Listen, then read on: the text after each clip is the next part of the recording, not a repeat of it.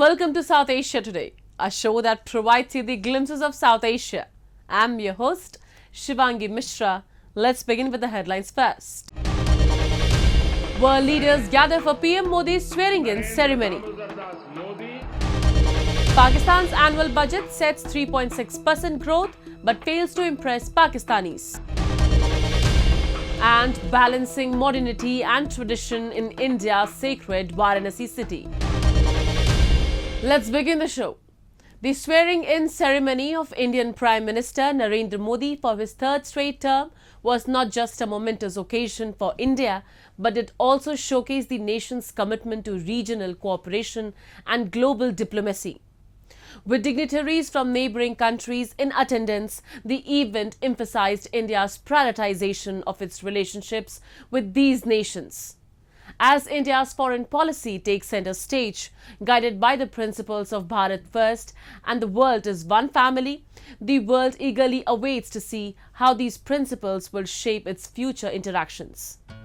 मैं नरेंद्र दामोदर दास मोदी ईश्वर की शपथ लेता हूं कि मैं भारत की प्रभुता और अखंडता अक्षुण्ण रखूंगा. The swearing-in ceremony of Indian Prime Minister Narendra Modi for his third consecutive term was a momentous and historic event. The event was attended by a wide array of dignitaries, both domestic and international, reflecting the significance of the occasion. The presence of leaders from neighbouring countries and the Indian Ocean region emphasized India's prioritization of its relationships with these nations. Prominent guests at the ceremony included Bangladesh Prime Minister Sheikh Hasina, Nepal's Prime Minister Pushpa Kamal Dahal, Bhutan's Prime Minister Sering Tobgay, and Mauritius Prime Minister Pravind Kumar Jagnauth. Additionally, the ceremony was graced by the participation of Sri Lankan President Ranil Wickremesinghe, Seychelles Vice President Ahmad Afif, and Maldives President Mohammad Muizzu. This strong representation from neighbouring countries and those with strategic ties to India underscores the depth of regional cooperation and India's commitment to fostering robust diplomatic relations throughout the Indian Ocean region. I will faithfully and conscientiously discharge my duties as a Minister of the Union. S. Jaishankar, who took charge of the External Affairs portfolio for his second term, delivered a poignant message emphasizing a strong commitment to improving relationships with nearby countries. Our neighboring relationships will be the first priority, will be the overriding priority of the Modi government, and that is as it should.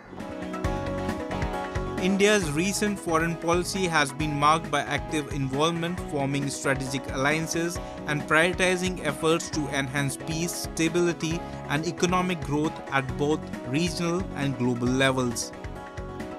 In his address, S. Jaishankar outlined the key principles that will guide India's foreign policy, emphasizing a commitment to advancing national interests while fostering cooperation, inclusivity, and global harmony. Looking ahead, definitely I think the two axioms that the Prime Minister has given us, Bharat First and Vasudhaiva Kutumbakam, these will be the two guiding axioms of the Indian foreign policy. As India's foreign policy takes center stage, the world watches closely to see how these guiding principles will shape its interactions on the global stage. With a focus on Bharat First and Vasudhaiva Kutumbakam, India's commitment to advancing its own interests while fostering global cooperation and unity is clear. The participation of leaders from neighbouring countries at Prime Minister Modi's swearing-in ceremony signals a shared vision for regional stability and prosperity. As the nation embarks on this new chapter, the world anticipates the outcomes of India's proactive engagement and strategic alliances in shaping a more peaceful and prosperous future for all. Moving on. Pakistan has officially unveiled its annual budget. setting an ambitious target for economic growth at 3.6% for this fiscal year. Despite these projections, the budget has been met with a wave of skepticism and criticism from the Pakistani public and economic experts alike. Take a look at the complexities of the budget and what it means for the country's economic future.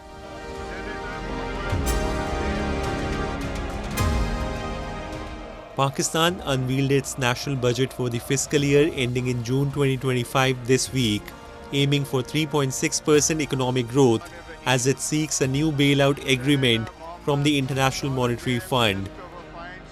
The country has set an ambitious tax revenue target of 13 trillion rupees for the year starting July 1, representing a nearly 40% increase from the current year to bolster its case for an IMF bailout.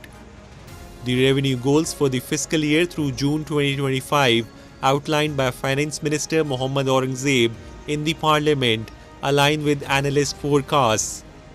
Total spending is projected to be 18.87 trillion rupees. Aurangzeb stated that next year's growth target is 3.6%, with inflation expected at 12%. He emphasized that Pakistan aims to expand its tax base to prevent overburdening current taxpayers in achieving these targets. माली साल 2024-25 के लिए इक्तिसादी तरक्की की शरह 3.6% रहने का इम्कान है। अफराते ज़र की औसत शरह 12% मुतवक्के है। बजट खसारा GDP का 5.9%, जबकि प्राइमरी सरप्लस GDP का 1% होगा। 2122 अरब रुपए दफाई ज़रूरियात के लिए फ़राहम किए जाएंगे और सिविल इंतज़ामिया के अखराजात के लिए 839 अरब रुपए मुख्तस किए जा रहे हैं। पेंशन के अखराजात के लिए 1014 अरब रुपए मुख्तस किए गए हैं।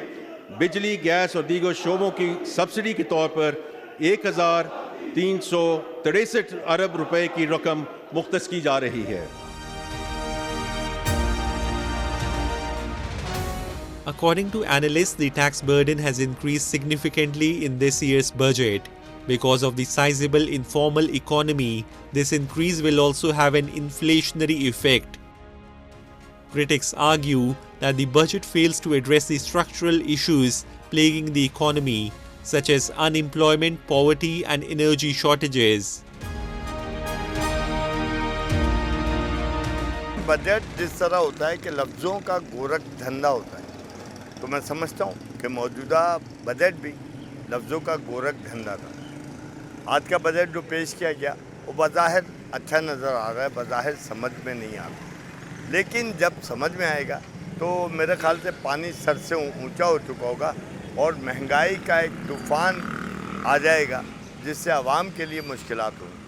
और ये सब यूँ होगा कि जाहिर सी बात है आपका बजट मंजूर तो करती हुकूमत करती, लेकिन साथ आपको IMF की पॉलिसीज़ भी देखनी होती है, वर्ल्ड बैंक की पॉलिसीज़ भी देखनी होती है।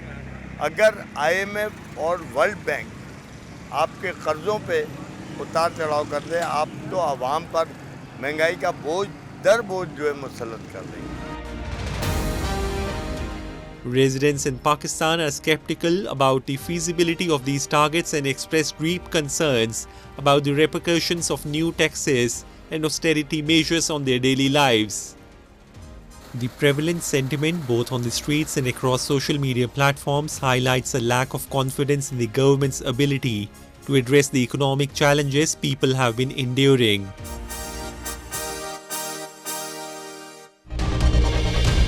Now we take a look at some happenings in Asia in a segment called Asia Watch.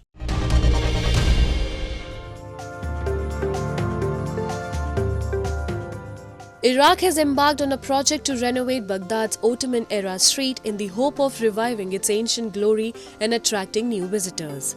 It includes the Kushla clock, started by Ottoman governor Mehmed Namik Pasha, and a 19th century landmark in the center of Old Baghdad. On the site of Al-Rusafa, a historically significant area considered as the foundation of numerous places and sites that date back to the Abbasid Caliphate. The spokesman of the municipality of Baghdad, Mohammad Al-Rubai, said the project covers the historic center of Baghdad, a rectangular area of around 6 kilometers mile. The renovation focuses on the exteriors of buildings and their facades, including restoration from the effects of salt, moisture and leaks, engineering Mohammad Al-Sufi explained. The works aim to follow and recreate the historical sites according to the Islamic architectural style.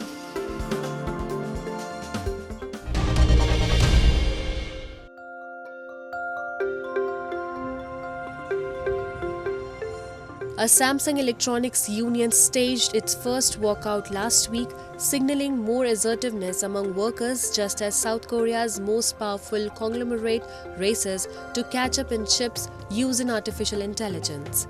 The National Samsung Electronics Union (NSEU), whose roughly 28,000 members make up over a fifth of the firm's workforce, said it will stop work for a day to demand better pay. The walkout is unlikely to immediately impact semiconductor production or shipments, but will add pressure on Samsung Electronics as it chases AI and narrows a gap in contract chip manufacturing with Taiwan's TSMC.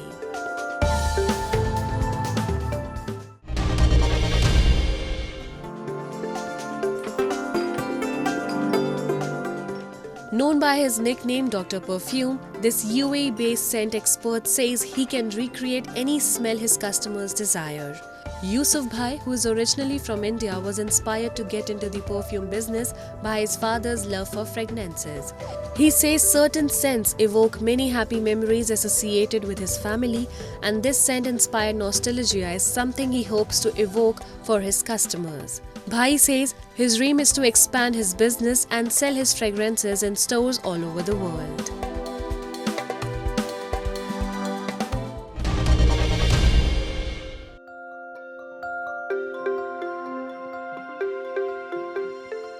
Dragon Boat Festival was celebrated across the globe with thrilling dragon boat races and colorful cultural activities.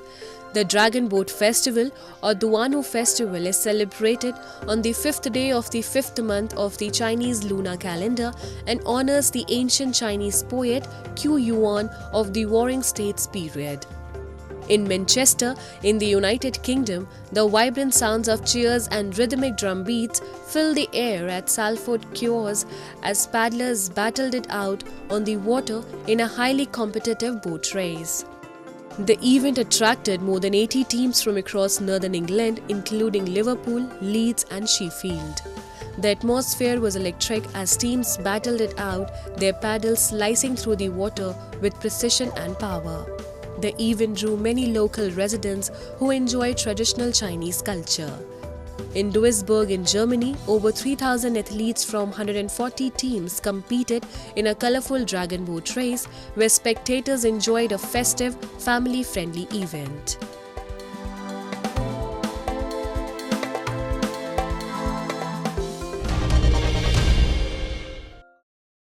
The concerns over mismanagement of projects in Pakistan-occupied Jammu and Kashmir are reaching a boiling point. Zahid Amin Kashif, the former chairman of the Prime Minister's Inspection and Import Commission, has sounded the alarm over what he describes as the failure of the current administration to deliver on its promises. Let's delve deeper into the issues highlighted by Kashif. We have this report. The mismanagement of projects in Pakistan-occupied Jammu and Kashmir has become a pressing concern, raising questions about governance, transparency and accountability within the region. Numerous instances of inefficiency, delays and allegations of corruption have marred the execution of vital infrastructure initiatives, leaving POJK's residents frustrated and disillusioned. One of the glaring issues plaguing POJK is the failure to deliver on promised mega projects. Despite assurances from the administration, the past financial year saw a conspicuous absence of profitable ventures.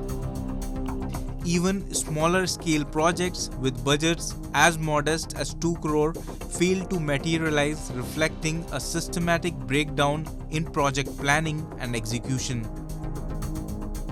Zahid Amin Kashif, the former chairman of the Prime Minister's Inspection and Import Commission of POJK, recently raised his voice against the wrongdoings of the current administration in the region. इस एक तरक्याती साल में जिसमें वज़ीर आज़म चौधरी अनवारुल हक साहिब रहे हैं और हैं, एक नया मेगा प्रोजेक्ट भी मुजफ्फराबाद को, जिसे आप दारुल हुकूमत आज़ाद कश्मीर का कहते हैं और कैपिटल सिटी कहते हैं, और ये एक हल्का भी है, पूरी एक इंतखाबी कॉन्स्टिट्यूंसी भी है, एक तरक्याती मेगा प्रोजेक्ट, बड़ा प्रोजेक्ट 6 करोड़ 2 करोड़ से ऊपर का एक भी नहीं मिल सका। 30 करोड़ 40 करोड़ की तो बात की बात। ना सिर्फ ये हुआ बल्कि जो जारिया प्रोजेक्ट्स थे जितने भी थे उन्हें इन्होंने तरीके से स्विच उनका ऑफ कर दिया। In his scathing critique, Kashif lays bare the stark reality of administrative failures in POJK, revealing a litany of broken promises and systematic deficiencies. 4 चौक थे मुजफ्फराबाद के, एक चौक पे अभी काम थोड़ा थोड़ा आहिस्ता जारी है और 3 चौकों को इन्होंने ऑफ कर दिया। अंदाज़ा कीजिए बाशिंदगान मुजफ्फराबाद, एक आरसीसी पुल मंजूर शुदा है जिसे चेला आरसीसी ब्रिज कहते हैं, 156 मीटर जिसकी लेंथ है। माहिरीन के मुताबिक मौजूदा चेला ब्रिज की मुद्दत पूरी हो चुकी है, खतरनाक हालत में। As the echoes of Zahid Amin Kashif's revelations reverberate across Muzaffarabad, it's clear that the concerns over administrative failures in Pakistan-occupied Jammu and Kashmir have reached a critical juncture. The allegations of mismanagement, corruption and neglect have struck a chord with residents who are growing increasingly disillusioned with the current state of affairs. Kashif's stark assessment sheds light on the systematic breakdown in governance, transparency and accountability within POJK. The failure to deliver on promised mega projects, the abandonment of crucial infrastructure initiatives and the absence of key officials during vital planning phases paint a grim picture of an administration in disarray. India, a land steeped in history and spirituality, embodies a rich tapestry of cultures, traditions and ancient wisdom. At the heart of India's spiritual essence lies Varanasi. This ancient city stands as a testament to India's deep-rooted spirituality and cultural legacy.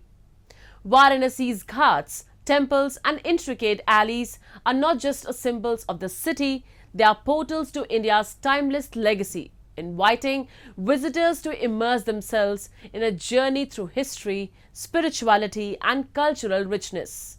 Come, let's explore Varanasi.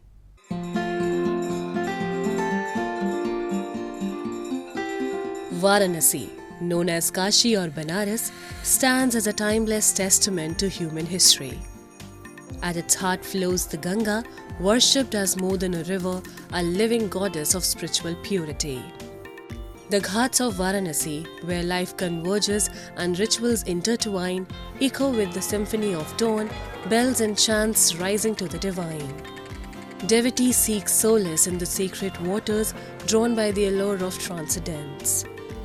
The lanes of Varanasi are a living museum where ancient architecture, vibrant markets and the essence of daily life intertwine beautifully. These narrow lanes also lead to hidden gems like the Kashi Vishwanath temple dedicated to Lord Shiva. The temple stands as a symbol of Varanasi's spiritual heritage and attracts devotees from far and wide. Just a few miles from Varanasi, near the confluence of the Ganga and Varuna rivers, is located Sarnath, one of the holiest Buddhist sites in the world. It's the famous place where Gautam Buddha delivered his first sermon. Varanasi has a long recorded history of more than 2000 years.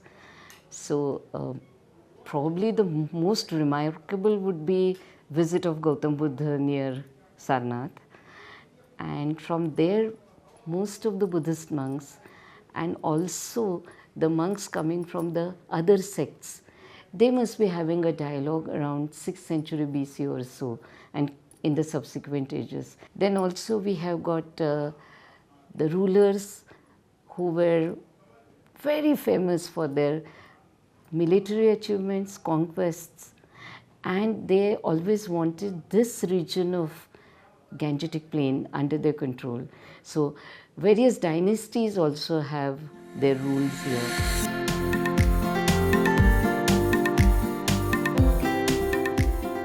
Varanasi's ancient streets whisper tales of timeless homes where history resides in every brick, weaving a tapestry of heritage.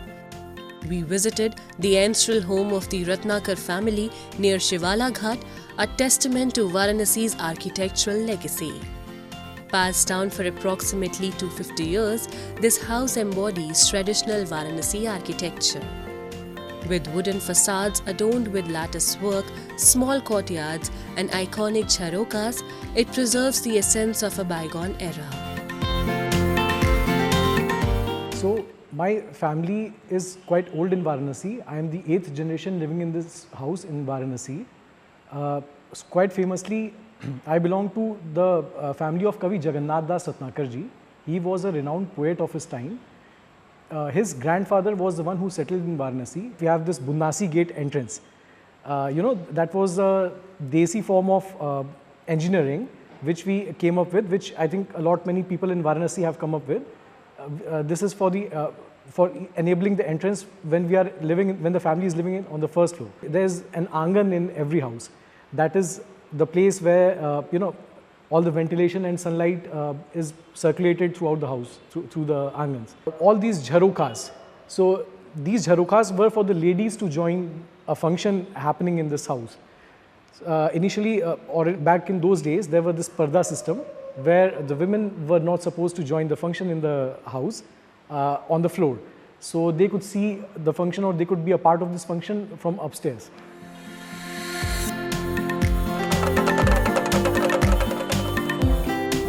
Varanasi's heritage transcends borders, drawing visitors worldwide to uncover its mysteries, absorb its wisdom, and bask in its enduring charm.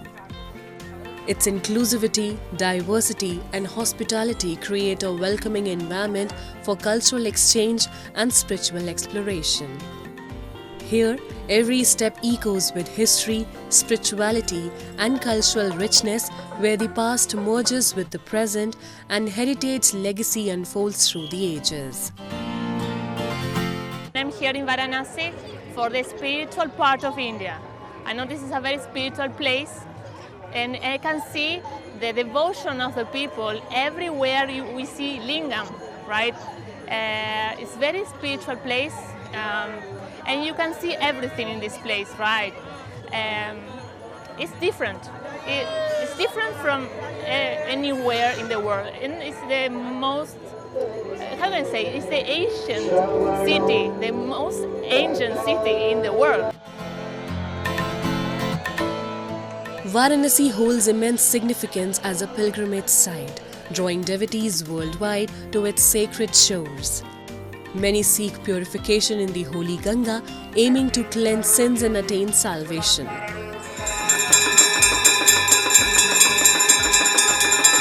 Each evening, crowds converge at the Shashwamedh Ghat for the revered Ganga Aarti, joining in prayer and connecting with the river's spiritual essence.